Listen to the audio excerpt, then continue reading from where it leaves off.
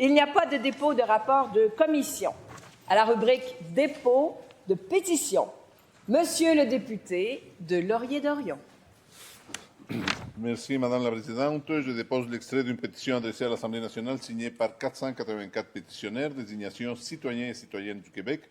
Les faits invoqués sont les suivants. Considérant que le 20 décembre 2025, le ministère de la Santé et des Services sociaux a aboli une allocation mensuelle de 413 $ destinée aux familles de demandeurs d'asile ayant des enfants handicapés.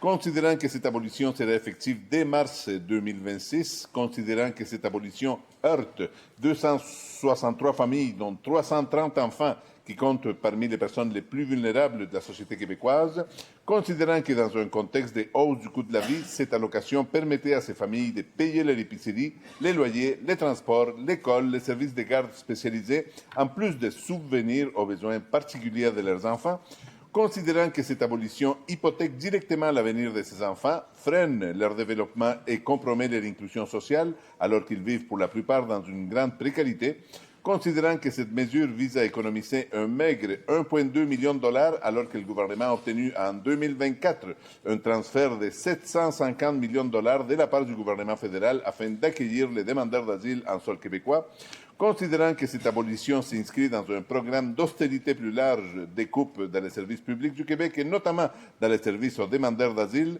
qui met à mal celles et ceux qui vivent au Québec. Et l'intervention réclamée se résume ainsi.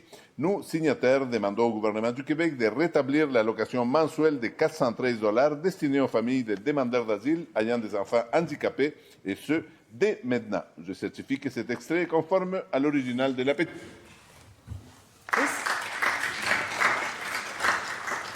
Et cet extrait de pétition est déposé. Je reconnais maintenant Madame la députée de Saint-Laurent. Merci beaucoup, Madame la Présidente. Je dépose l'extrait d'une pétition adressée à l'Assemblée nationale signée par 12 905 pétitionnaires. Désignation citoyens et citoyennes du Québec. Les faits invoqués sont les suivants.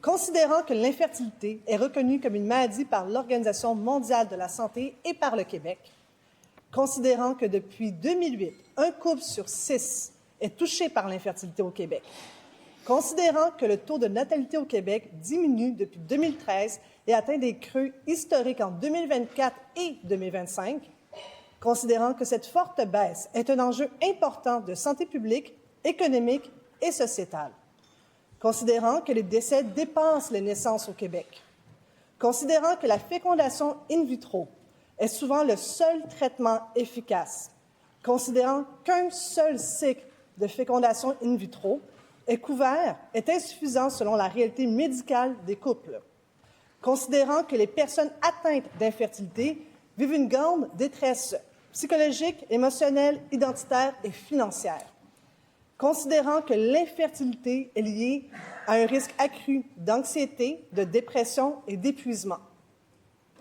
considérant que les personnes atteintes d'infertilité ont une qualité de vie comparable ou inférieure à celle des personnes atteintes de maladies graves, comme le cancer ou des problèmes cardiaques, considérant que les patients doivent payer une dizaine de milliers de dollars pour chaque cycle de fécondation in vitro supplémentaire, sans jamais aucune garantie de réussite. Considérant que l'accès au traitement doit être équitable pour les couples hétérosexuels, homosexuels et pour les solo-parents, et l'intervention réclamée se résume ainsi. Nous, signataires, demandons au gouvernement du Québec d'augmenter d'1 à 3 le nombre de cycles de FUV couverts par la RAMQ et de laisser tomber la limite d'âge en procréation assistée afin d'assurer un accès équitable aux soins. Je certifie que cet extrait de pétition est conforme à la pétition.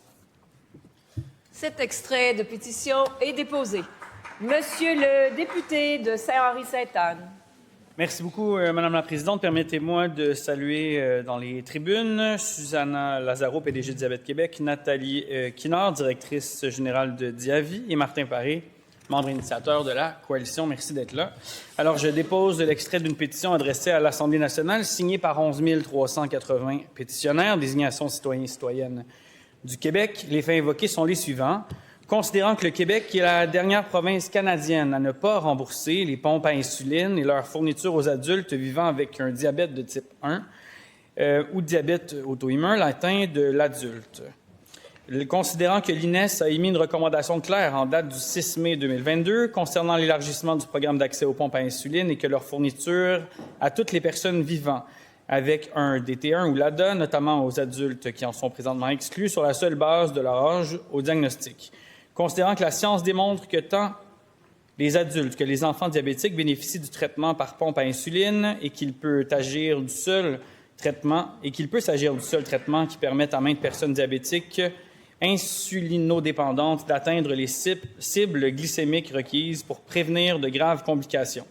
Considérant qu'environ 70% des nouveaux diagnostics de DT1 ou LADA sont faits à l'âge adulte, excluant de ce fait sur la base de critères sans justification clinique la majorité des nouvelles personnes diabétiques, considérant que les critères très restrictifs du programme d'accès aux pompes à insuline du Québec induisent une discrimination injustifiée fondée sur l'âge, qui va à l'encontre de l'objectif d'équité sociale de la loi québécoise sur le développement durable, et l'intervention réclamée se résume ainsi. Nous, signataires, demandons au gouvernement du Québec d'élargir immédiatement le programme d'accès du régime d'assurance maladie du Québec aux pompes à insuline et à leur fourniture aux adultes vivant avec un DT1 ou l'ADA. Je certifie que cet extrait est conforme à l'original de la pétition. Merci.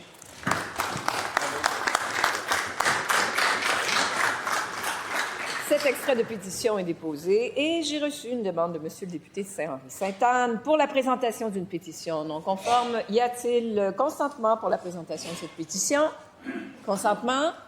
Consentement.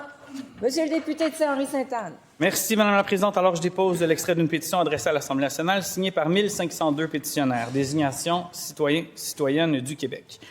Les faits invoqués sont les suivants. Considérant que le Québec est la dernière province canadienne à ne pas rembourser les pompes à insuline et leur fourniture aux adultes vivant avec un diabète de type 1 ou diabète auto-immun latent de l'adulte, considérant que l'INES a émis une recommandation claire en date du 6 mai 2022 concernant l'élargissement du programme d'accès aux pompes à insuline et à leur fourniture à toutes les personnes vivant avec un DT1 ou l'ADA, notamment aux adultes qui en sont présentement exclus sur la seule base de leur âge au diagnostic, considérant que la science démontre que tant les adultes que les enfants diabétiques bénéficient du traitement par pompe à insuline et qu'il peut s'agir du seul traitement qui permette à maintes personnes diabétiques insulinodépendantes d'atteindre les cibles glycémiques requises pour prévenir de graves complications. Considérant qu'environ 70% des nouveaux diagnostics de DT1 ou LADA sont faits à l'âge adulte, excluant de ce fait, sur la base de critères sans justification clinique, la majorité des nouvelles personnes diabétiques, considérant que les critères très restrictifs du programme d'accès aux pompes à insuline du Québec induisent une discrimination injustifiée fondée sur l'âge, qui va à l'encontre des objectifs d'équité sociale de la loi québécoise sur le développement durable, et l'intervention réclamée se résume ainsi. Nous, signataires, demandons au gouvernement du Québec d'élargir immédiatement le programme d'accès du régime d'assurance maladie du Québec aux pompes à insuline et à leur fourniture aux adultes vivant avec un DT1 ou l'ADA. Je certifie que cet extrait est conforme à l'original de la pétition. Merci. Et cet extrait de pétition est déposé pour le bénéfice de nos visiteurs. À cette étape-ci, les députés ont le droit d'applaudir.